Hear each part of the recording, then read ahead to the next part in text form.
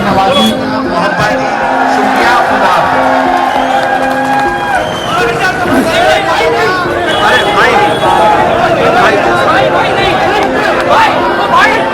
दोस्तों जोरदार तालियों से इमरान भाई का इस्तकबाल करें। जोरदार तालियां, एहसास करें कि जो है ना अपनी मोहब्बतों का एहसास करें। मैं अब गुजारिश करूंगा बगैर तमीज के कि जुबैर भाई आए, ख्यालात का इजहार करें। भाई जुबैर अहमद जिंदाबाद, जोरदार तालियां जुबैर। कांग्रेस पार्टी के राष्ट्रीय महासचिव शक्ति सिंह गोयल जी, हमारे मेहमान इमरान प्रताप अली साहब, मैं शुक्रिया अदा कर नहीं सकता जिस मोहब्बत से आपने मुझे नवाजा है। इतना प्यार मुझे लगता नहीं कि किसी को मिलता होगा जितना प्यार मुझे मिला है। इतने सर पर हाथ रखे गए मेरे कि वोटें कम पड़ गई, इनको पागल हो गए, परेशान हो गए, भागने के लिए जगह नहीं मिली। इंशाअल्लाह इन्हें मिलेगी भी नहीं। जनाब चौधरी मतीन अहमद साहब और जुबैर भाई दोनों इमरान भाई का स्वागत करना चाहते हैं और साथ ही हमारे ऑल इंडिया कांग्रेस कमेटी के महासचिव बड़े भाई श्री शक्ति सिंह गोयल जी, मेरी गुजारिश है चौधरी मतीन साहब से और जुबैर भाई से शाल पहनाकर शक्ति सिंह जी का भी स्वागत करें। जोरदार तालियां दोस्तों। बहुत ही अहम लम्हे हैं ये, यादगार लम्हे हैं, इनके यादगार बना दीजिए। यादगार बनाने के लिए इमरान भाई आपके बीच में है, जोरदार तालियों से उनका स्वागत करें दोस्तों। जो लोग याद रखते हैं कि मेरा स्वागत हुआ था, मैं जहां गया था वहां मोहब्बतों से नवाजा था। साथ ही लाइनें हैं ये कि तूफानों से आग दिलाओ, सैलाबों पर वार करो, मल्लाहों का चक्कर छोड़ो, तैर के दरिया पार करो। जनाब इमरान भाई पट्टागड़ी आए यार अपने कलाम से नवाजे। जोरदार तालियां दोस्तों।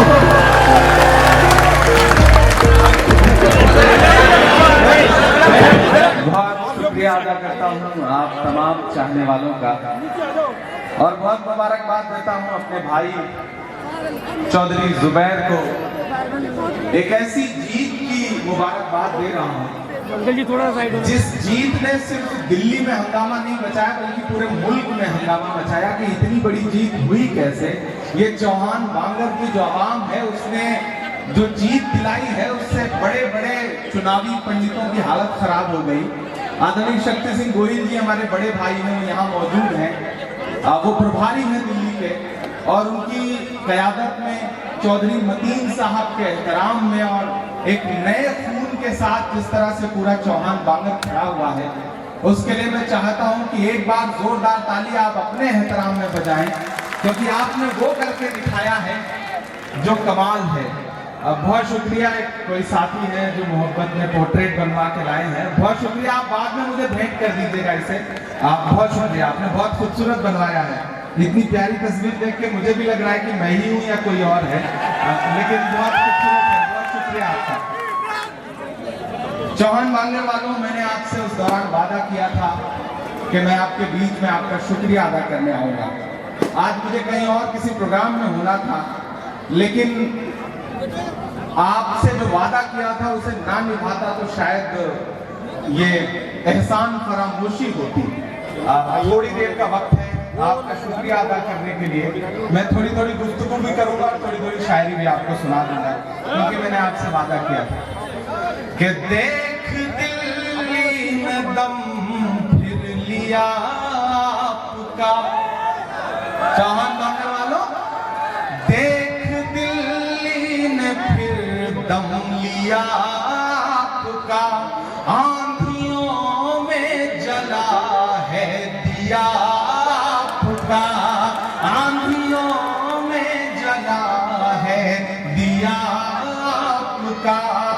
देख दिल्ली ने फिर दम लिया आपका, आंधियों में जला है दिया आपका, आंधियों में जला है दिया आपका। आपने मुझको मायूस भेजा नहीं, आपने मुझको मायूस भेजा नहीं, आपका शुक्रिया, आपका शुक्रिया, आपका शुक्रिया, आपका आंधियों में जला है दिया आपका। मुझे खुशी है कि इस एक जीत ने कांग्रेसी कार्यकर्ताओं के दिल में वो जोश, वो जज्बा पैदा किया है।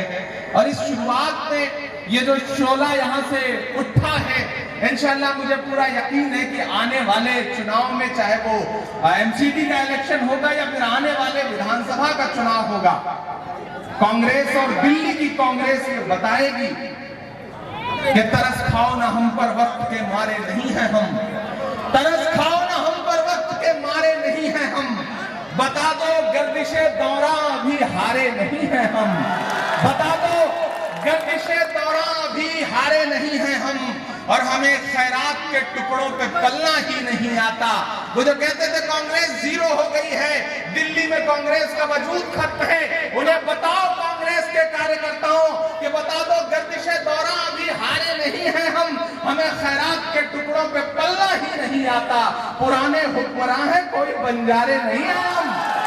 दिल्ली कांग्रेस ने एक बार फिर से जो जज्बा दिखाया है, और दिल्ली के तमाम कार्यकर्ताओं का मैं यहाँ से खास तौर से शुक्रिया अदा करूंगा जिन्होंने चौहान बांगर में पूरी ताकत झोंकी, चौहान बांगर में इकट्ठे होकर के, अमृता धवन जी आके गई, अलका लांबा जी आके गई, अली मेहंदी यहाँ मौजूद है, उन्होंने बड़ी मेहनत करी, शक्ति जी लगातार इस पूरे चुनाव को मॉनिटर कर रहे थे, और जितने वोट से चुनाव जीते हैं आप, वो जीत बहुत बड़ी जीत है। इतने वोट से तो विधानसभाओं में चुनाव जीतते हैं आप, जितने वोट से आप एमसीडी का इलेक्शन जीते हैं, तो खास तौर से आपको बहुत मुबारकबाद दोस्तों।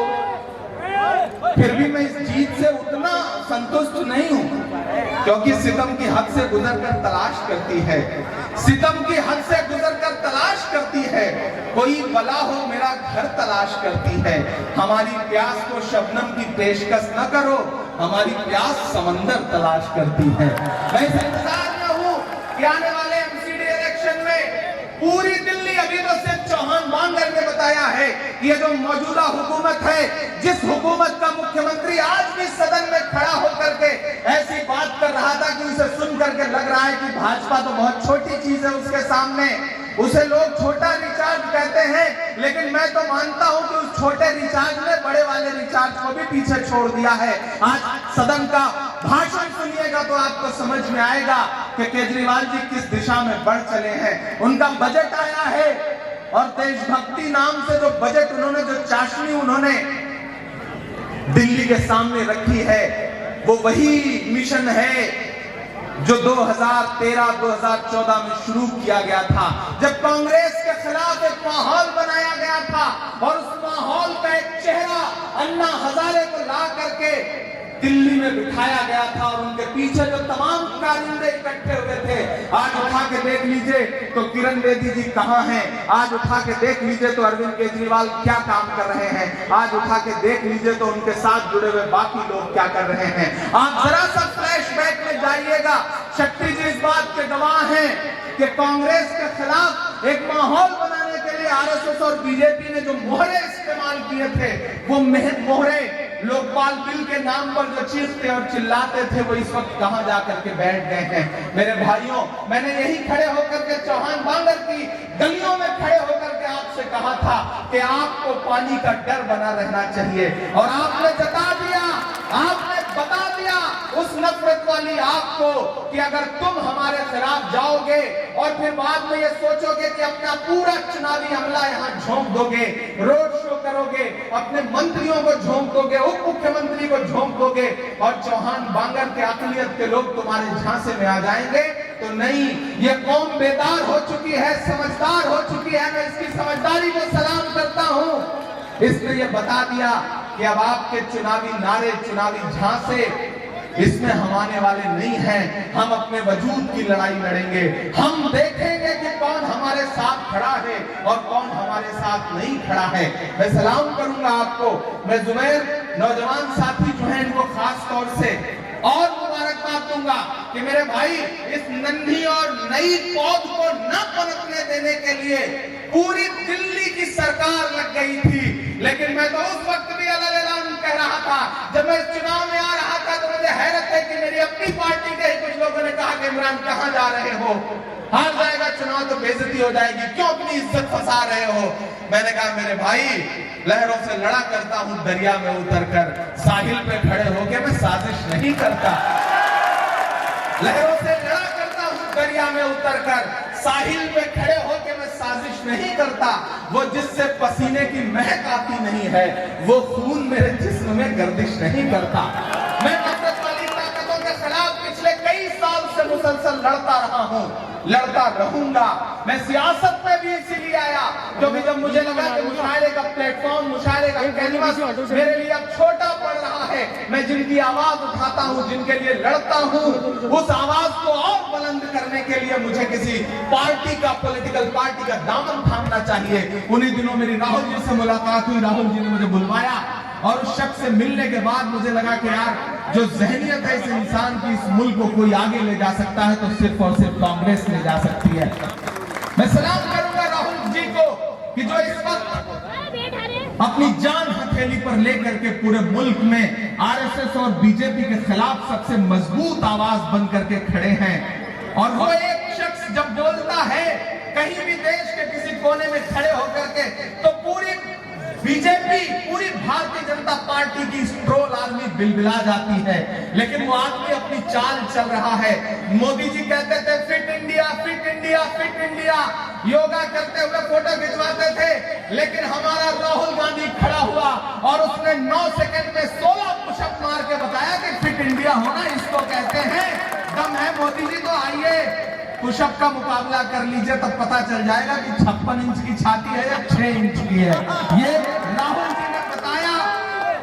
नरेंद्र मोदी जी चाय की बात करते थे, चाय बेचने की बात करते थे, लेकिन हमारी प्रियंका गांधी ने एक दिन असम की फ्लाइट पकड़ी और असम के चाय बागानों के बीच में जा करके चाय बागानों के जो मजदूर होते हैं उनके साथ चाय की पत्तियां तोड़ के बता दिया कि सिर्फ चाय बेचने की बात करने से आप आवाम का दर्द नहीं समझ सकते, उसे समझने के लिए आवाम के दिल तक जाना पड़ता है।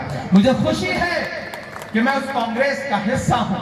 यहाँ तमाम जिम्मेदारान बैठे हैं, यहाँ पर मतीन साहब बैठे हैं, चौधरी आदमी हैं। हम तो पश्चिमी उत्तर प्रदेश नहीं बल्कि पूर्वी उत्तर प्रदेश से आते हैं। वहां बैठ के हम चौधरियों के बारे में कहानियां सुना करते थे कि चौधरी जो कह गए वो कह गए।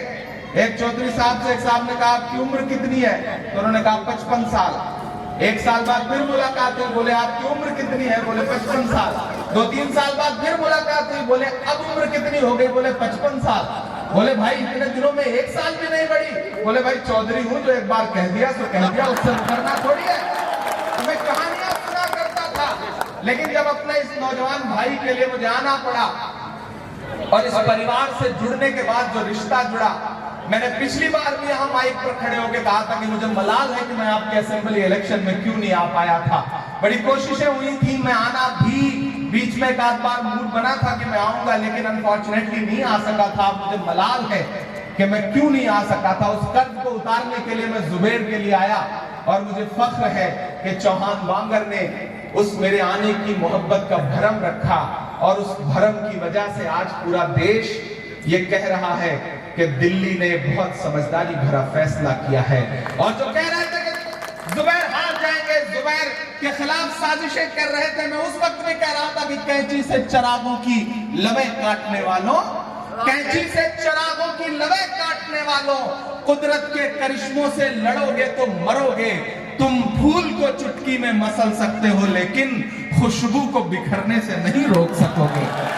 एक ऐसी खुशबू फैली है, बिखरी है, जिसने पूरी कांग्रेस में जोश पैदा किया है, जज्बा पैदा किया। और जुबैर अब आपकी जिम्मेदारियां बहुत बढ़ गई हैं। आप मेरे हमउम्र हैं, मेरे साथी हैं। आपके छोटे भाई परवेज लगातार मेरे संपर्क में रहते हैं, अवैस भाई बहुत संपर्क में रहते हैं। आप एक ऐसे परिवार से हैं जिसके कांधों पे सियासी विरासत भी है और तहजीबी विरासत भी है। अब आपको उसे आगे लेके बढ़ना है। आप जिस दिन से चुनाव जीते हैं, मैं लगातार सोशल मीडिया पे देख रहा हूं, मुझे अच्छा लग रहा है कि अभी आपने शपथ भी नहीं ली है, अभी आपको कोई फंड भी नहीं मिला है, लेकिन आप गलियों गलियों घूम रहे हैं, लोगों के बीच में जा रहे हैं, नालियों पर नजर रख रहे हैं और नाली के कीड़ों पर भी नजर रख रहे हैं। ये नजर बरकरार रखिएगा। क्योंकि ये जनता जिसने आप पर यकीन जताया है, ये कहीं ना कहीं बहुत दिल से आपसे जुड़ी है और इतने वोट से आपको जितवाया है कि उस एक अंतर ने पूरी दिल्ली का रिकॉर्ड तोड़ दिया है। तो इस जीत को इंशाल्लाह आगे भी बरकरार रखना है। मैं बहुत मुबारकबाद देते हुए एक आध नज्म नहीं सुनाऊंगा तो आप कहेंगे कि देखिए आया और भाषण करके चला गया। एक नज्म सुनाता हूं नई सी कि कहां सोया है चौकीदार, कहां सोया है चौकीदार। नई नज्म सुना रहा हूं। हमारे शक्ति सिंह जी गुजरात से आते हैं और गुजरात की हवा में व्यापार है, ये हम रईस फिल्म में डायलॉग सुन चुके हैं। और उसके बाद मोदी जी ने दिन प्रतिदिन इस बात को लगातार साबित भी किया है। तब मुझे लगता है कि मुझे एक नज्म पढ़नी चाहिए और मैं दिल्ली में खड़ा हूं इसलिए और पढ़नी चाहिए कि कहां सोया है चौकीदार, कहां सोया है चौकीदार। पेट्रोल ने सेंचुरी मार ली, गैस 800 पार, कहां सोया है चौकीदार, कहां सोया है चौकीदार। ऐसे काम नहीं चलेगा, चौकीदार के कानों तक तो आवाज पहुंचनी चाहिए ना, ज्यादा दूर नहीं रहता चौकीदार। कि कहां सोया है चौकीदार, कहां सोया है चौकीदार। पेट्रोल ने सेंचुरी मार ली, गैस 800 पार, कहां सोया है चौकीदार, कहां सोया है चौकीदार। चाय बेचने वाला पूरा भारत बेच रहा है, चाय बेचने वाला पूरा भारत बेच रहा है। इसी काम में हासिल उसे महारत बेच रहा है, इसी काम में हासिल उसे महारत बेच रहा है। रेल बिक गई, तेल बिक गया, बिका हवाई अड्डा। अगला मिसरा सच्चा लगे तो मजे लीजिएगा कि रेल बिक गई, तेल बिक गया, बिका हवाई अड्डा। सब कुछ बिकता देख के खुश हैं अपने जेपी नड्डा, सब कुछ बिकता देख के खुश हैं अपने जेपी नड्डा। जनता महंगाई की मारी, जनता महंगाई की मारी करती हाहाकार, कहां सोया है चौकीदार, कहां सोया है चौकीदार। हिंदुओं को लगता था ये हमारे हिमायती हैं, मुसलमानों को लगता था ये हमारे दुश्मन हैं, लेकिन सच बात ये है मेरे भाई कि वो हिंदू, मुसलमान, सिख, ईसाई दरअसल वो इंसानियत के दुश्मन हैं। तब मैं यहाँ खड़ा होकर के ये मिसरे पढ़ता हूँ कि हिंदू के भी दुश्मन हैं ये मुसलमान के दुश्मन, हिंदू के भी दुश्मन हैं ये मुसलमान के दुश्मन। रोजी रोटी छीनने वाले नौजवान के दुश्मन, रोजी रोटी छीनने वाले नौजवान के दुश्मन। इनको भारत का किसान खालिस्तानी लगता है, इनको भारत का किसान खालिस्तानी लगता है। जो किसान का दुश्मन है वो हिंदुस्तान का दुश्मन, जो किसान का दुश्मन है वो हिंदुस्तान का दुश्मन। और एक मिसरे में अगर इस पूरी सरकार की सच्चाई बयान कर दी हो मैंने तो मेरी हिम्मत के लिए साथ देना मेरा। मैं जानता हूं ये बोलना बहुत मुश्किल है इस मुश्किल दौर में। एक ऐसा दौर है जब जो इनकी हिमायत में बोलता है उसे अगले दिन जेड प्लस की सिक्योरिटी मिल जाती है, चाहे वो कोई 2 कौड़ी की अभिनय करने वाला या करने वाली कोई अभिनेत्री या अभिनेता हो।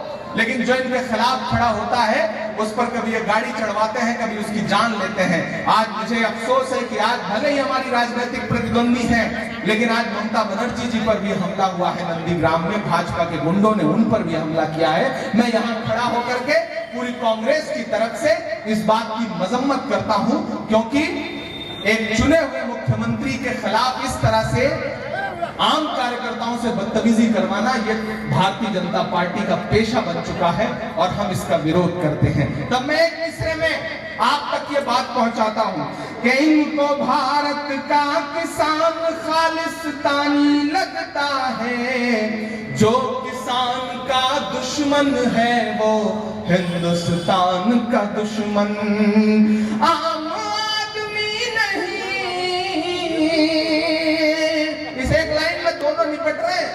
आम आदमी नहीं, ये अंबानी की है सरकार, कहां सोया है चौकीदार, कहां सोया है चौकीदार। पेट्रोल ने सेंचुरी मार दी, गैस 800 पार, कहां सोया है चौकीदार, कहां सोया है चौकीदार। वैसे लोग कहते हैं इमरान साहब आप तो शायर हैं, आपके पास तो एक मंच है, आप वहां से आवाज उठाते रहते हैं, लेकिन थोड़ा डरा करिए, थोड़ा बचा करिए, थोड़ा बचा के कहा करिए। तब मैं उनसे कहता हूं कि मोहब्बत कौन करता है, सियासत कौन करता है। मोहब्बत कौन करता है, सियासत कौन करता है। मुझे मालूम है मेरी हिफाजत कौन करता है, मुझे मालूम है मेरी हिफाजत कौन करता है। और हम ही ने लाज रखी है बुजुर्गों की यहाँ, वरना सभी टुकड़ों पे पलते हैं, बगावत कौन करता है। मैंने हिम्मत जताई है, मैंने हिम्मत दिखाई है, क्यों? क्योंकि मेरा कलम मुझसे कहता है कि अगर खुदा ने तुम्हें कुछ कहने की, कुछ लिखने की सलाहियत दी है, तो तुम्हारी जिम्मेदारी बनती है कि वक्त के खुदाओं से आंख मिलाओ और जो सच है वो बोलो। तब अल्लाह एक नज़्म पढ़ता हूं कि सच बात की पैरोकारी है, 100 झूठ पे एक सच भारी है, हर दौर में सच के साथ रहे, शायर की जिम्मेदारी है। जरा सा और खुलना पड़ेगा आपको, इधर जो लोग हैं उनसे भी, जो मोबाइलों में रिकॉर्ड कर रहे हैं, जरा सा आपको भी जोश मुझे दिखना चाहिए। चुनाव में ज्यादा मेहनत की पैरोकारी है, 100 झूठ पे एक सच भारी है, हर दौर में सच के साथ रहे, शायर की जिम्मेदारी है, शायर की जिम्मेदारी है।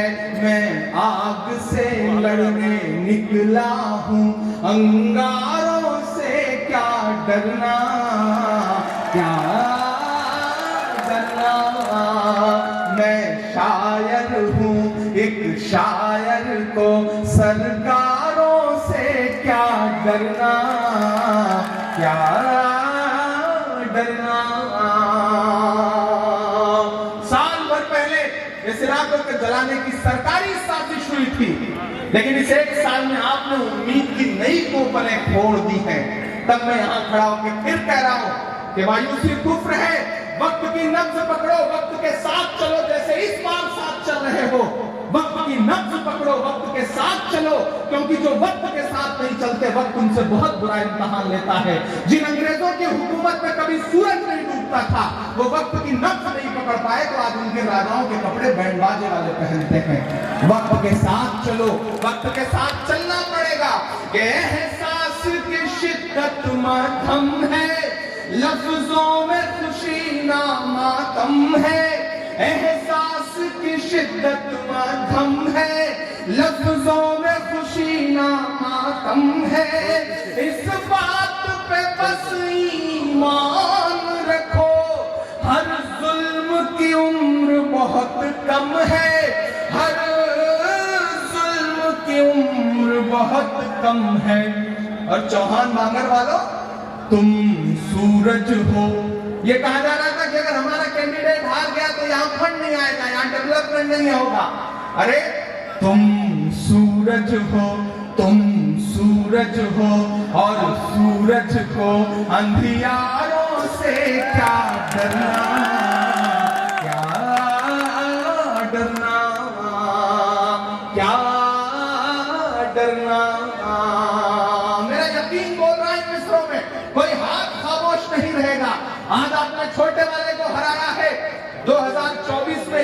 ख्याल है छोटे और बड़े दोनों लड़ेंगे फिर से। याद रखना, मेरा ईमान, मेरा यकीन बोल रहा है कि झूठों का नारा हारेगा। ये मासूमों की आहें, ये मजलूमों की आहें, ये जले हुई दीवारें, ये जले हुए घर, ये जली हुई मज़ारें, इनकी आहें बेकार नहीं जाएंगी। मरकज के बंद दरवाजों की आहें बेकार नहीं गई ना, नहीं गई ना, आहें बेकार नहीं जाती हैं। कि झूठों का नारा हारेगा, अल्लाह का मारा हारेगा। तैयार रहना सीलमपुर वालों, कोई हाथ खामोश नहीं रहेगा अगले मिसरे पे। कि झूठों का नारा हारेगा, अल्लाह का मारा हारेगा। आमीन कहो, आमीन कहो, नमरूद दोबारा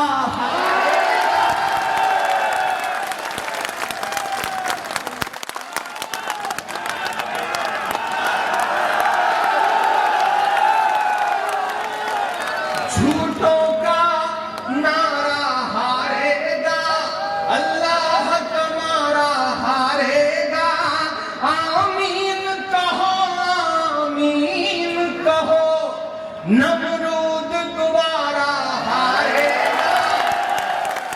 मैंने सुना है कि यहाँ के विधायक टिकटॉक बनाते बनाते कांग्रेस की महिला कार्यकर्ताओं से लड़ने पे आमादा हो गए थे, हाथ देखते। ऐसा हुआ था ना, आप ही से लड़े थे, आपसे क्या जीतेंगे।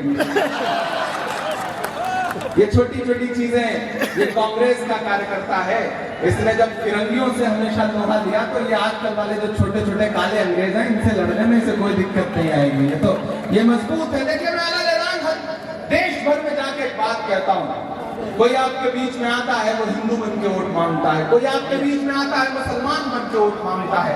एक कांग्रेस अकेली ऐसी पार्टी है जो जाती है तो इंसानियत के नाम पे वोट मांगती है, इंसानों के नाम पर वोट मांगती है। उसे उतना ही दर्द किसी हिंदू भाई की परेशानी देख के भी होता है, और कांग्रेस पार्टी को उतनी ही परेशानी किसी मुसलमान भाई को भी देख करके, उसकी दुश्वारियों को भी देख करके होती है। तब मैं ये मिसरे पढ़ता हूँ कि आमीन कहो, आमीन कहो, नमरूद दोबारा हारेगा, नमरूद दोबारा हारेगा। जुबैर भाई, जब जंग पे निकले हो तो फिर तैयार रहना, जब जंग पे निकले हो तो फिर तलवारों से क्या डरना, क्या डरना। मैं शायर हूँ, एक शायर को सरकारों से क्या डरना, क्या डरना। सब सुने, मैं दिल्ली में खड़ा हूँ, अलग-अलग ये कह रहा हूँ कि तू जुल्म कहां तक ढाएगा। 284 किसान शहीद हो चुके किसान आंदोलन में। 21 नौजवानों की लाशें एनआरसी आंदोलन में हमने उत्तर प्रदेश में उठाई थी। ये हुकूमत जो है, ये पार्लियामेंट में खड़े होकर देश के प्रधानमंत्री जी कहते हैं कि ये आंदोलन जीवी लोग हैं, देश में आंदोलन जीवी लोग हैं। मुझे हैरत होती है कि इस हुकूमत का एक जिम्मेदार प्रधानमंत्री देश के किसानों से इस तरह से संवाद करता है। तब मैं ये मिसरे पढ़ता हूं साहब कि तू जुल्म कहां तक ढाएगा। ये छोटे बड़े भारतीय जनता पार्टी के सारे सहयोगी, गुप्त सहयोगी, विलुप्त सहयोगी, सारे सहयोगियों के नाम मेरे मिसरे कि तू जुल्म कहां तक ढाएगा, देखे किस हद तक जाएगा। ये झंडा लहरा रहा है ना, इमरान मिसरे पढ़ रहा है कि तू जुल्म कहां तक ढाएगा, देखे किस हद तक जाएगा। हाँ, जुल्म फना होगा एक दिन और सच का अलम लहराएगा, और सच का अलम लहराएगा। अल्लाह हमारे साथ है तो हथियारों से क्या डरना, क्या डरना। मैं शायर एक शायर को सरकारों से क्या डरना, क्या डरना, क्या डरना। आदरणीय शक्ति जी, मतीन भाई, मेरा साथी अली, जो बहुत जुझारू युवा साथी पूरे देश में, बिहार में भी बड़ा काम किया था उन्होंने। मैं एक नज़्म पढ़ता हूं क्योंकि पूरे देश में किसान आंदोलन चल रहा है। मैं भी उत्तर प्रदेश में प्रियंका जी के साथ जो किसान पंचायतें हो रही हैं उसका मुसलसल हिस्सा बन रहा हूं। तो मेरा मन कर रहा है मैं एक नज़्म अगर यहां से खड़े होकर के किसानों की हिमायत में नहीं पढ़ूंगा तो शायद ये नाइंसाफी होगी। आप तैयार हैं सुनने के लिए? मैं सुना दूं? जी हाँ, वो अरे वो आपकी आखिरी ख्वाहिश है, मैं उसे बिना पूरी किए जाऊंगा नहीं इंशाल्लाह। आप हमारे बुजुर्ग हैं, आपने हुक्म किया तो मैं बिना पूरा किए कैसे जाऊंगा? ये एक प्रोसेस है, धीरे धीरे चलता रहेगा, धीरे धीरे आप तक भी आ जाऊंगा इंशाल्लाह। आज जश्न का माहौल है तो थोड़ा बहुत मजाक किया जा सकता है और इसलिए हंसी मजाक का माहौल है। चचा के जज्बे के लिए एक बार जोरदार ताली बजाइए। बड़े जिंदा दिल आदमी, अल्लाह इन्हें सलामत रखे। कांग्रेस की नींव के पत्थरों में शामिल हैं इनके पसीने, इनका खून। ऐसे लोगों को सलाम करता हूं कि झूठे वतन परस्तों से और सत्ता के मक्कारों से, सत्ता के मक्कारों से। कीमत तो बहुत बढ़ गई शहरों में धान की, लेकिन विदा ना हो सकी बेटी किसान की। मौका मिला तो लोगों ने कुर्सी के वास्ते तस्वीर ही बिगाड़ दी हिंदुस्तान की। मैं दिल्ली में खड़ा हूं और मेरी जिम्मेदारी बनती है कि दिल्ली में खड़े होकर के ये नज़्म इस मुल्क के हुक्मरान तक पहुंचाऊं। आपने देखा होगा चाहे गाजीपुर का बॉर्डर हो या सिंगू का बॉर्डर हो या टिकरी का बॉर्डर हो, कांग्रेस के तमाम कार्यकर्ता वहां सेवा भी कर रहे थे। यूथ कांग्रेस के साथी, माइनॉरिटी सेल के साथी, आपने देखा होगा कि तार लगाए गए, कीलें ठुकवाई गई ताकि किसान चल ना सके, हाईवे खुदवाए गए जेसीबी लगवा करके, कंक्रीटें बना करके दीवारें खड़ी की गई। और नरेंद्र मोदी जी किसानों से बात तक करने को तैयार नहीं है। मैं भी एक किसान परिवार से आता हूं, मैं भी एक किसान का बेटा हूं। मैंने अपने इन्हीं हाथों से गेहूं की सिंचाई की है, मैं कटाई में शामिल रहा हूं, गेहूं की मड़ाई में शामिल रहा हूं, धान लगवाए हैं मैंने। तब मुझे लगता है कि मुझे किसानों के लिए नज़्म पढ़नी चाहिए। मैं पढ़ता हूं, आप सब भी ऐसे ही परिवेश से, ऐसे ही माहौल से आए हुए लोग हैं। भले आज यहाँ आकर के दिल्ली में रहने लगे हो, लेकिन आपका भी रिश्ता गांव की मिट्टी से जुड़ा हुआ है। आप भी जाते हैं तो अपनी फसलें देखने के लिए खलिहानों तक, खेतों तक जाते हैं ना? मैं नज़्म सुनाता हूं कि झूठे वतन परस्तों से और सत्ता के मक्कारों से, सत्ता के मक्कारों से, पूंजीपतियों के दलाल, चोरों के रिश्तेदारों से, चोरों के रिश्तेदारों ने। मेरी भाषा थोड़ी कड़वी है, वो कड़वी इसलिए है कि इस मुल्क की सियासत इतनी जहरीली हो गई है कि इनसे आप बहुत आम जुबान में बात करो तो कोई सुनने को तैयार नहीं होता। तो मुझे लगता है मुझे उस भाषा में बात करनी चाहिए जो दर्द आपके दिल में पल रहा है, उसे लफ्जों में पिरो देना चाहिए। शायद मैं सही कर रहा हूं, और अगर सही कर रहा हूं तो मेरे साथ सफर करिएगा। पूंजीपतियों के दलाल, चोरों के रिश्तेदारों से, चोरों के रिश्तेदारों से, संसद के गूंगे खंभों से और बहरी दीवारों से। तैयार रहना अगले मिसरे पे, जाए आपकी तालियों का शोर जहां मैं पहुंचाना चाह रहा हूं वहां तक कि संसद के गूंगे खंभों से और बहरी दीवारों से, जाओ ये संदेशा कह दो अंबानी के यारों से, अपना हक हम छीन के लेंगे दिल्ली के दरबारों से, दिल्ली के दरबारों से। हम किसान अब नहीं रुकेंगे पानी की बौछारों से, पानी की बौछारों से। शक्ति भाई सुनिएगा ये मिसरे कि गेहूं, चावल, दाल, बाजरा, पीली पीली सरसों से, अपना तो गहरा नाता है जाने कितने बरसों से।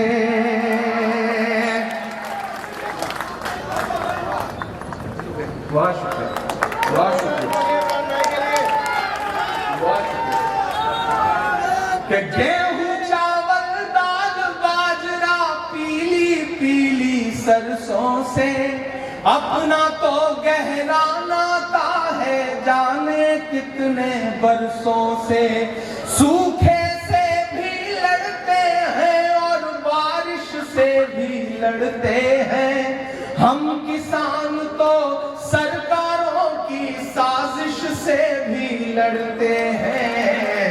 मोदी जी अब ये पांव नहीं ठहरेंगे तेरे नुकीले तारों से, अपना हक हम छीन के लेंगे दिल्ली के दरबारों से।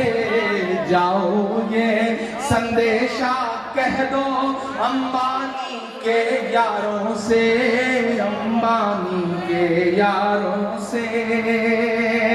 एक बंद पढ़ता हूं कि हम धरती का सीना चीरे अन्न की पैदावार करें।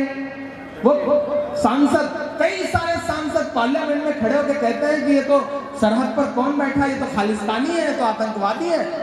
वो किसान जो अपना लहू बोता है, जो अपना पसीना बोता है मिट्टी में, तब हमें खाने के लिए दाने मिलते हैं, उनके लिए सरकार कहती है कि खालिस्तानी है, आतंकवादी है।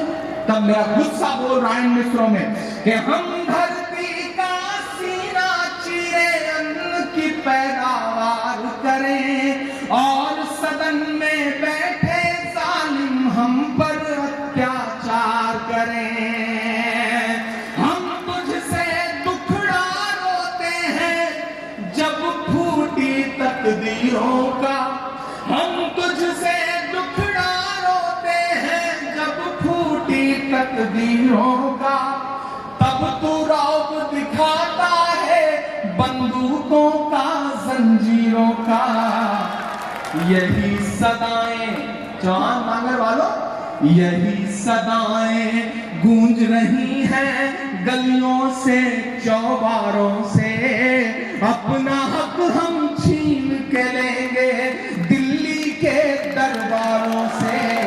जाओगे संदेशा कह दो अंबानी के यारों से, अंबानी के यारों से। आखिरी बंद पढ़ता हूं इस नज्म का, वहां पीछे तक जहां तक मेरी नजर जा रही है, मैं एक शख्स को शामिल करता हूं अपनी इस नज्म में कि हम बंजर पे पैर जमा कर हरियाली ले आते हैं, अपनी किस्मत से लड़ते हैं, खुशहाली ले आते हैं। जो खुद को पूंजीपतियों का खुला हितैषी कहते हैं, तैयार रहना अगले मिसरे के लिए, कि जो खुद को पूंजीपतियों का खुला हितैषी कहते हैं, हम में से हर हुक्मरान की ऐसी तैसी कहते हैं। फिर जोश पैदा करिए, जो अगले दो मिसरे हैं वो आपके जज्बे को और पुकारेंगे कि जो खुद को पूंजीपतियों का खुला हितैषी कहते हैं, हम में से हर हुक्मरान की ऐसी तैसी कहते हैं। धरती पुत्रों का संदेशा शहंशाह से कह देना। मेरी हिम्मत के लिए मेरे साथ खड़े होना चौहान बांगर वालों, कि धरती पुत्रों का संदेशा शहंशाह से कह देना, मोदी जी से कह देना और अमित शाह से कह देना कि सरकारें हमसे होती हैं ना कि हम सरकारों से। अपना हक हम छीन के लेंगे दिल्ली के दरबारों से। जाओ ये संदेशा कह दो अंबानी के यारों से, अपना हक हम छीन के लेंगे दिल्ली के दरबारों से। चाक है जिगर फिर भी आए हैं रफू करके, चाक है जिगर फिर भी आए हैं रफू करके, जाएंगे हकीकत से तुमको रूबरू करके, प्यार की बड़ी इससे और मिसाल क्या होगी, प्यार की बड़ी इससे और मिसाल क्या होगी। हम नमाज पढ़ते हैं गंगा में वजू करके, हम नमाज पढ़ते हैं गंगा में वजू करके। मैंने कहा ना, जिस इलाके को नफरत की आग में झुलसाने की, जलाने की सरकारी साजिशें हुई थी, मैं उस इलाके में खड़ा होकर के अपने मुल्क के लिए दुआ करते हुए एक नज़्म पढ़ना चाहता हूं। जन्नत को सलामत रखना। केजरीवाल जी देखिए, इस दिल्ली का आम मुसलमान जीत के जश्न में भी क्या दुआ कर रहा है। नरेंद्र मोदी जी देखिए, दिल्ली का आम मुसलमान जीत के जश्न में भी क्या दुआ कर रहा है चौधरी जुबैर की। मैं पढ़ता हूं, सुनेगा कि मेरा मस्कन मेरी जन्नत को सलामत रखना, मेरा मस्कन मेरी जन्नत को सलामत रखना, मेरे मौला मेरे भारत को सलामत रखना, मेरा मस्कन। कमजोर है तालियां, ऐसे काम नहीं चलेगा, थोड़ा सा मेरा मस्कन मेरी जन्नत को सलामत रखना, मेरे मौला मेरे भारत को सलामत रखना। हुकूमत में बैठे हुए लोग कहते हैं कि कागज दिखाओ तब मानेंगे कि तुम वतन परस्त हो, वतन के हो, हिंदुस्तानी हो। मैं तो कभी कभी सोचता हूं कि मैं मिलूं नरेंद्र मोदी जी से और नरेंद्र मोदी जी से कहें हम कि नरेंद्र मोदी जी, कोई कागज का टुकड़ा कैसे तय कर सकता है कि हम हिंदुस्तानी हैं या नहीं? कोई कागज का टुकड़ा कैसे तय कर सकता है कि हम वतन परस्त हैं या नहीं? कोई तय कर सकता है? मोहम्मद सिराज के उन 2 बूंद आंसुओं की कीमत कोई कागज अदा कर सकता है? कि जब मैच है ऑस्ट्रेलिया के खिलाफ और यहां से खबर जाती है कि वालिद का इंतकाल हो गया है, तो वो शख्स कहता है कि जनाजे में बाद में शामिल होऊंगा, पहले मुल्क का जीतना जरूरी है। और वो मुल्क के लिए बॉलिंग करता है और इंडिया को जिता करके जब वो वापस हैदराबाद में लैंड करता है तो सबसे पहले अपने वालिद की कब्र पर जाता है और उस कब्र पर खड़े होकर के जो उसके 2 बूंद आंसू गिरते हैं, कोई कागज उन आंसुओं से बड़ा हो सकता है? नहीं बड़ा हो सकता। मेरा मन करता है मैं कभी कभी उनसे कहूं और दुआ के तौर पे ये नज़्म पढ़ूं। मेरे मौला मेरे भारत को सलामत रखना, मेरा मस्कन मेरी जन्नत को सलामत रखना। ये वो दिल्ली है जहां के मीडिया संस्थान सुबह शाम नफरतें परोसने का काम करते हैं। मैं उनसे कहना चाहता हूं, अगर यहाँ मौजूद हो तो दिखाना है तो ये भी दिखाइए। ये भी एक रूप है, ये भी एक पहलू है। जब एक बड़ी तादाद में, हजारों की तादाद में वतन के लिए ये पढ़ा जा रहा है कि इसकी मिट्टी पे हर एक रीत निछावर कर दूं, अपनी सधड़कन के सभी गीत निछावर कर दूं, इसकी मिट्टी पे हर एक रीत निछावर कर दूं, अपनी धड़कन के सभी गीत निछावर कर दूं। गंगा जमुना तेरी लहरों की मुकद्दस धुन पर अपनी सांसों का मैं संगीत निछावर कर दूं। इस वतन से मेरी निस्बत को सलामत रखना, मेरे मौला मेरे भारत को सलामत रखना, मेरा मस्कन। कागज का टुकड़ा और वतन परस्ती।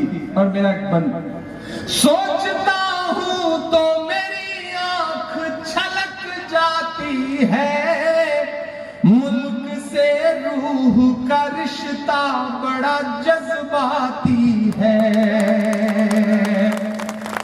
अभी सामने एक भाई पोस्टर लेके खड़ा था, उसमें मेरी तस्वीर और उस पर लिखा है भारत का इमरान। शक्ति भाई, जब भारत पाकिस्तान का मैच होता है ना, तो मेरे फेसबुक के इनबॉक्स में 50 मैसेज आते हैं कि आज तो तुम उनकी तरफ होगे क्योंकि तुम्हारा नाम भी इमरान है। तब मुझे कभी कभी हंसी आती है, गुस्सा भी आता है, लेकिन मैं कुछ ज्यादा नहीं बोलता। मैं पलट करके एक तस्वीर उन्हें भेजता हूँ।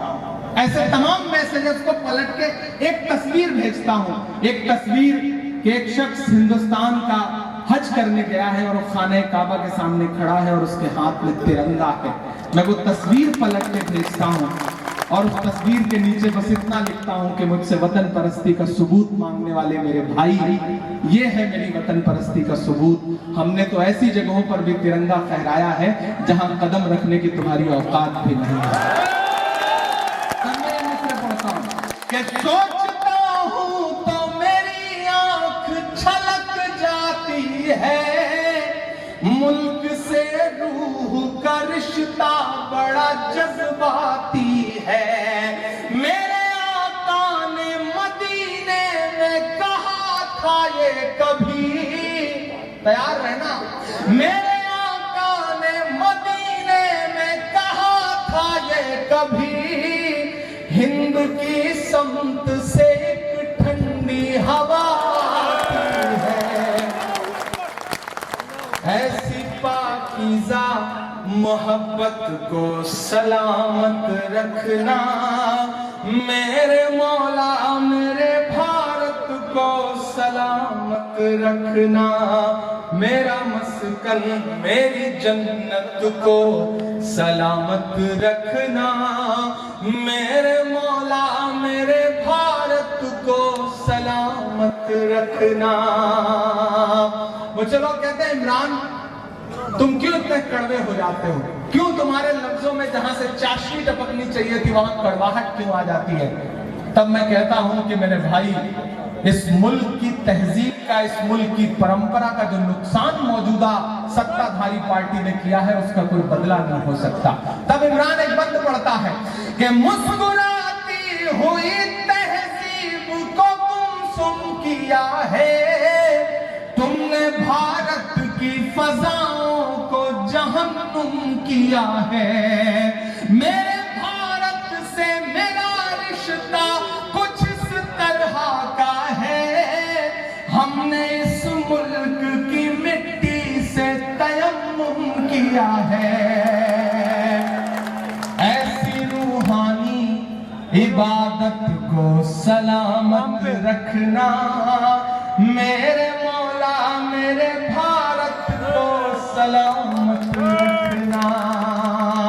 यह है जमीन से जुड़े होने का एहसास। जोरदार ताली एक बार बजाइए चौधरी मतीन साहब के इस जज्बे के लिए। और अब एक बात बोलता हूं, अब तक जो कुछ कहा वो एक किनारे, लेकिन मेरे ये 4 नुसरत सुनिएगा।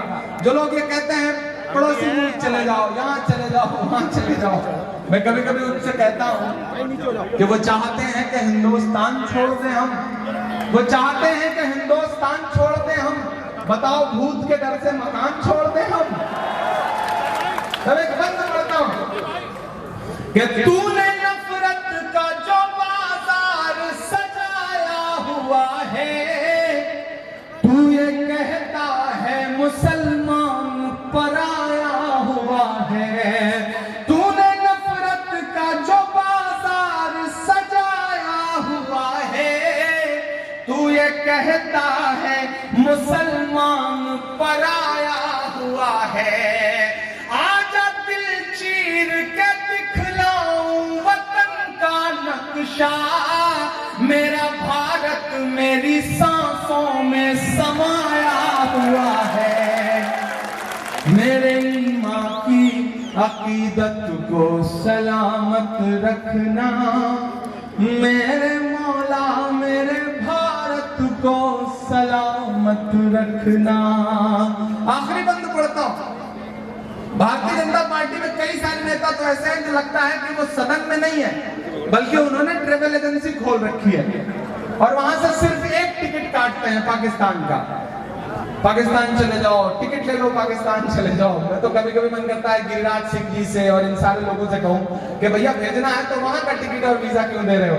अमेरिका का दो, लंदन का दो, सऊदी अरब का दो, जाके आदमी जो है वो उम्रा भी करके आ जाए, कुछ अच्छा काम करके आ जाए। कहां पाकिस्तान? पाकिस्तान आपका रिश्ता होगा, आप वहां से जुड़े होंगे। हमने तो जब 1947 में सरहद के उस पार से आवाजें आई थी कि चले आओ इस बार तुम्हारा मुल्क ये है, तो हमने उन सदाओं को नहीं सुना था, बल्कि हमने उस सदा को सुना था कि जब जामा मस्जिद की सीढ़ियों पर खड़े होकर के मौलाना आजाद ने कहा था कि कहां जा रहे हो, ये है तुम्हारा मुल्क। तो हमने इस सदा को सुना था और हम रह गए थे यहीं। हमारे पास तो चॉइस भी थी, हम चाहते तो चुन सकते थे, लेकिन हमने चुना अपने वतन हिंदुस्तान की इस मिट्टी को, जहां हमारे पुरखे दफन हैं, जहां उनकी कब्रें हैं, जहां उनकी रूहें हैं। तब इमरान एक बंद पड़ता है जो ये कहते हैं चले जाओ। मैं उनसे कहता हूं अलल ऐलान कि नफरतों का लिए तिरपाल चले जाओ तुम, बात की छोड़ो इसी साल चले जाओ तुम। और अब तक जिन्होंने हाथ नहीं खोला, जो छतों पे मौजूद हैं, जो घरों में मौजूद हैं, जो यहाँ मौजूद हैं, एक भी हाथ खामोश ना रहे। एक एक हाथ को कसम देता हूं, आपकी दिल्ली से उठी हुई सदा पूरे हिंदुस्तान तक जाती है। दिल्ली हिंदुस्तान का दिल है और कहा जाता है कि दिल्ली दिल वालों की भी है। तो दिल्ली जो हिंदुस्तान का दिल है और मैं इसके दिल में खड़ा होकर के ये मिसरे पढ़ता हूं। कोई हाथ चुप नहीं रहेगा कि नफरतों का लिए तिरपाल चले जाओ तुम, बात की छोड़ो इसी साल चले जाओ तुम। नहीं, ये एडवांस में पेमेंट मत दीजिए, चौथी लाइन पे ताली बजानी है। मैं पढ़ता हूं। नफरतों का लिए तिरपाल चले जाओ तुम, बात की छोड़ो इसी साल चले जाओ तुम। हमको लाहौर कराची से भला क्या मतलब, तुमको जाना है तो नेपाल चले।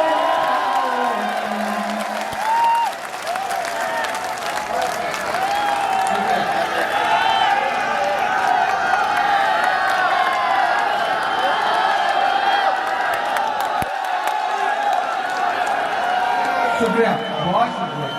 नफरतों का लिए तिरपाल चले जाओ तुम, बात की छोड़ो इसी साल चले जाओ तुम। हमको लाहौर कराची से भला क्या मतलब, तुमको जाना है तो नेपाल चले जाओ तुम। मेरे पुरखों की विरासत को सलामत रखना, मेरे मौला मेरे भारत को सलामत रखना। मेरा मस्कन मेरी जन्नत को सलामत रखना, मेरे मौला मेरे भारत को सलामत रखना। और आखिर में सिर्फ 4 मिसरे पढ़ता हूं, क्योंकि वक्त मुकम्मल होने को आ गया है, पूरा हो गया है।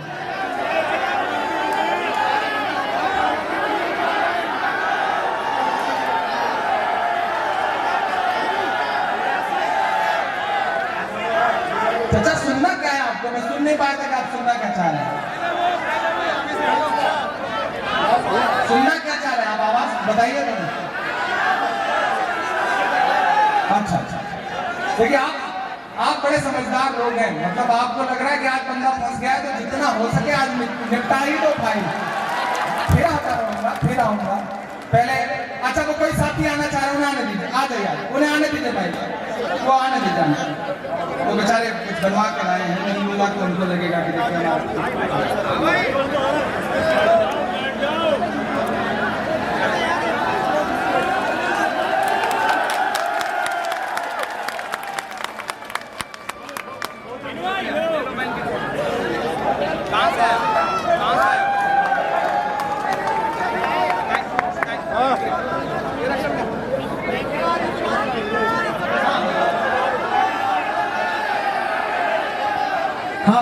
मैं सुनहरी दिल्ली, लाल किला सब सुना दूंगा, लेकिन पहले 4 मिसरे पढ़ता हूं। यहाँ तमाम बड़े बुजुर्ग बैठे हैं, मेरी माएँ बहनें बैठी हैं। मुझे खुशी इस बात की है जुबैर, आपकी जीत जो है वह इसलिए भी बहुत बड़ी हो गई क्योंकि माओ बहनों ने आपको बहुत दुआएं दी, अपने घरों से निकली, लाइन में लगी और उन्होंने वोट दिया। तो आधी आबादी ने जो आप पर यकीन जताया है, उस यकीन की लाज बचाना सबसे बड़ी जिम्मेदारी है। और एक कॉर्पोरेटर का काम जो है वो सिर्फ नाली और सड़क तक ही नहीं है, क्योंकि आपने हाजी इशराक को नहीं हराया है, आपने मुख्यमंत्री को चुनाव हराया है। आपका चुनाव बहुत बड़ा है, आपकी जीत बहुत बड़ी है। यहाँ मेरी माएँ बहनें बैठी हैं, मैं इसलिए 4 मिसरे पढ़ रहा हूँ क्योंकि मैंने कहा ना, शक्ति भाई गुजरात से आए हैं और गुजरात की एक बिटिया के 1-1.5-2 मिनट के वीडियो ने पूरे हिंदुस्तान को रोने पे मजबूर कर दिया। एक बिटिया आयशा जिसने खुदकुशी की और उसके वीडियो ने, मेरी हिम्मत नहीं पड़ी कि मैं उस वीडियो को पूरा देख पाता, तो मेरा मन कर रहा है कि मैं अपनी जिम्मेदारी समझते हुए सिर्फ 4 मिसरे पढ़ दूं, फिर आखिर में वो नज़्म पढ़ दूंगा जिसके लिए चचा ने हुक्म किया कि परखना जांचना यूं ही हयात मत देना, परखना जांचना यूं ही हयात मत देना, परखना जांचना यूं ही हयात मत देना, ज़मीर बेचने वालों का साथ मत देना, ज़मीर बेचने वालों का साथ मत देना, जहेज मांगने वाला भिखारी होता है, जहेज मांगने वाला भिखारी होता है, तुम ऐसे शख्स को बेटी का हाथ मत देना, तुम ऐसे शख्स को बेटी का हाथ मत देना। बहुत सारी नज़्मों के लिए आपका हुक्म है, मैं फैसला नहीं कर पा रहा, इसलिए अपनी पसंद की एक नज़्म सुना।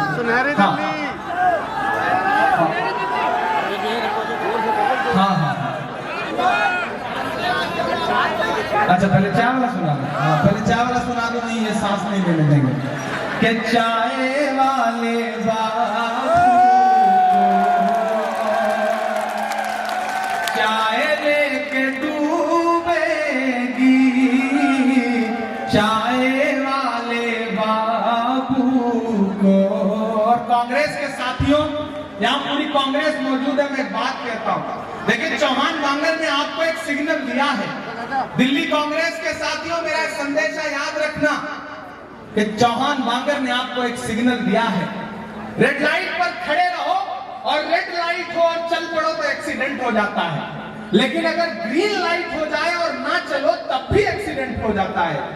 तो चौहान बांगर ने आपको ग्रीन सिग्नल दे दिया है। अब कांग्रेस के साथियों, पूरी दिल्ली में अपने घरों से निकलो और जिस तरह से यहाँ पर आपने पोल खोल के रख दी, जिस तरह से उन्हें आपने यहाँ पे हरा के उनकी हैसियत बता दी, उसी तरह से पूरी दिल्ली में अपने घरों से निकलिए। और शक्ति सिंह गोहिल जैसा अनुभवी एक व्यक्ति आपका प्रभारी है, तमाम साथी जो यहाँ पर हैं वो इस बार खड़े हो जाएं और कांग्रेस के लिए एक बार फिर से दिल्ली जीतने का सपना देखना शुरू करें। और अगर आपने वो सपना देख लिया तो ख्वाब उन्हीं के पूरे होते हैं जो ख्वाब देखते हैं, जो सफर अख्तियार करते हैं, वो ही दरिया को पार करते हैं। चल के तो देखिए मुसाफिर का रास्ते इंतजार करते हैं। कि चाय वाले बाबू को चाय लेके डूबेगी, या तो उनको नफरत की राय लेके डूबेगी, नोटबंदी जीएसटी सबसे बच भी जाए पर उस नजीब की माँ की हाय लेके डूबेगी, उस नजीब की माँ की हाय लेके उसका भी पढ़ दूं, नहीं आप कहेंगे कि इमरान ने मेरी बात नहीं मानी। सुना था कि बेहद सुनहरी है दिल्ली, समंदर सी खामोश गहरी है दिल्ली। सुना था कि बेहद सुनहरी है दिल्ली, समंदर सी खामोश गहरी है दिल्ली। मगर एक माँ की सदा सुन न पाए तो लगता है गूंगी है बहरी है दिल्ली। मगर एक माँ की सदा सुन न पाए तो लगता है गूंगी है बहरी है दिल्ली। वो आंखों में अश्कों का दरिया समेटे, वो उम्मीद का एक नजरिया समेटे। यहाँ कह रही है वहाँ कह रही है, तड़प करके ये एक माँ कह रही है। नहीं पूछता है कोई हाल मेरा, कोई ला के दे दे मुझे लाल मेरा, कोई ला के दे दे मुझे लाल मेरा, कोई ला के दे दे मुझे लाल मेरा। ऐसे एक छोटी सी नज़्म और आखिर में सुना देता हूँ। एक मुहिम चल पड़ी है पूरे मुल्क में साहब। मैं एक सुबह सो के उठता हूँ तो इलाहाबाद नहीं रहता, उसका नाम कुछ और हो जाता है। मैं एक सुबह सो के उठता हूँ तो फैजाबाद नहीं रहता। मैं एक सुबह सो के उठता हूँ तो उत्तर प्रदेश का एक विधायक पूरी बेशर्मी से कहता है कि मुझे ताजमहल देख करके गद्दारी की अलामत जैसा दिखाई पड़ता है। मुझे हैरत होती है कि उत्तर प्रदेश के मुख्यमंत्री जी आगरा जा करके एक म्यूजियम बन रहा होता है जिसका नाम मुगल म्यूजियम रहता है, तो कहते हैं कि नहीं, इस नाम का कुछ भी इस मुल्क में नहीं रहने दिया जाएगा, वो नाम बदल दिया जाता है। कहते हैं मुझे इस नाम से चिढ़ है।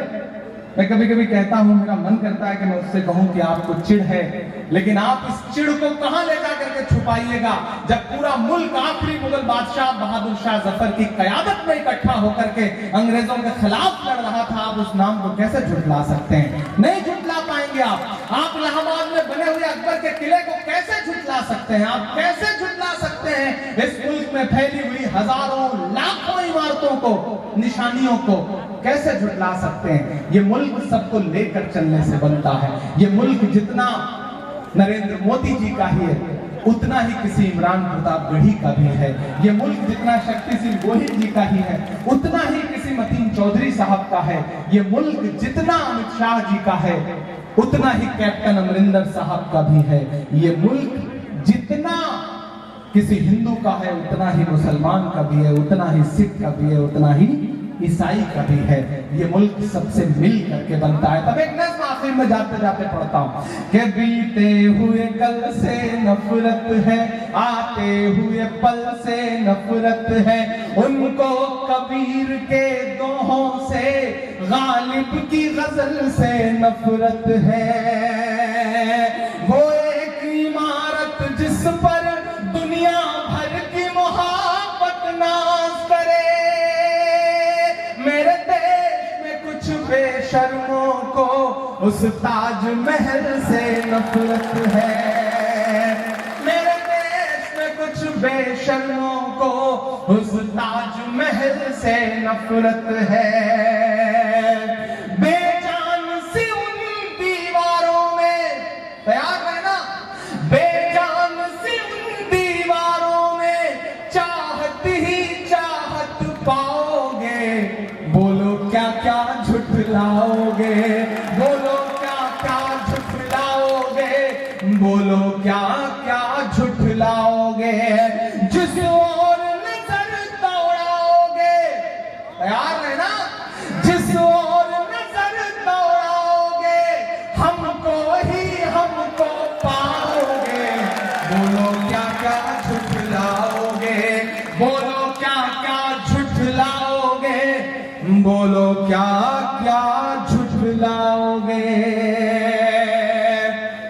तलवार उठाई हाथों में तो हम टीपू सुल्तान हुए। एक एक मिसरे में आपकी तारीख है, आपका इतिहास है। कि तलवार उठाई हाथों में तो हम टीपू सुल्तान हुए। शहनाई छूली होठों से तो हम बिस्मिल्लाह खान हुए। संगीत की बारी आई तो अल्लाह रखा रहमान हुए। संगीत की बारी आई तो अल्लाह रखा रहमान हुए। सरहद की हिफाजत की खातिर अब्दुल हमीद उस्मान हुए। जिनको जाना था चले गए, जिनको जाना था चले गए, अब हमको भेज न पाओगे। बोलो क्या क्या झुठलाओगे, बोलो क्या क्या झुठलाओगे, बोलो क्या क्या झुठलाओगे। मायूसी और कुफ्र है, डूबते हुए सूरज को देख करके लोग अपना दरवाजा बंद कर लेते हैं।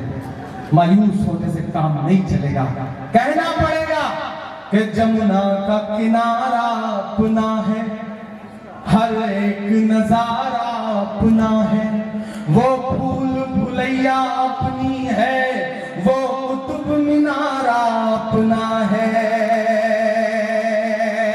मेरी आंखों के सामने जो बुजुर्ग बैठे हैं, मैं उनकी पेशानी की झुर्रियों में जो पिछले 60 साल का दर्द महसूस करता हूं, उसे अगर 2 मिसरों में पिरो सकूं तो मेरी शायरी के लिए नहीं बल्कि मेरी हिम्मत के लिए मेरा साथ देना, मेरा समर्थन करना। कि जमुना का किनारा अपना है, हर एक नजारा अपना है। वो फूल फुलैया अपनी है, ये कुतुब मीनारा अपना है। टुकड़े टुकड़े की मत सोचो, सारा का सारा अपना है। अब तैयार है ना चौथे मिसरे पे? कोई हाथ खामोश नहीं रहेगा यहां से वहां तक। टुकड़े टुकड़े की मत सोचो, सारा का सारा अपना है। 15 अगस्त का लाल किला वो भी तो हमारा अपना है।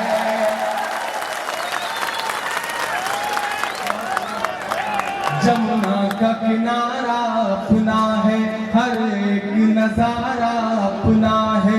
वो भूल भुलैया अपनी है, ये कुतुब मीनारा अपना है। टुकड़े टुकड़े की मत सोचो, सारा का सारा अपना है। 15 अगस्त का लाल किला वो भी तो हमारा अपना है।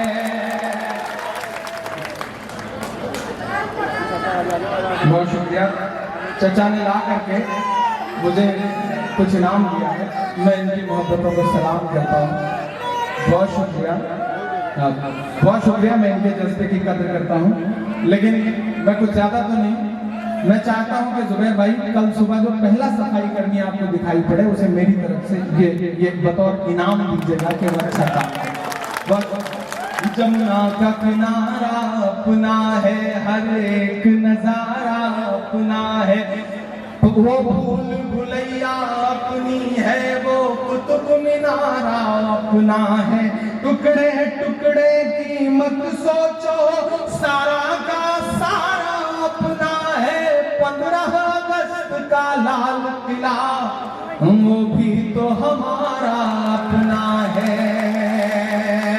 और जितने नफरत की बातें करने वाले लोग हैं, मैं तो तुमसे कह रहा हूं कि जो तुमने बनवाया है, जो तुमने बनवाया है, उसको किस दिन गिनवाओगे।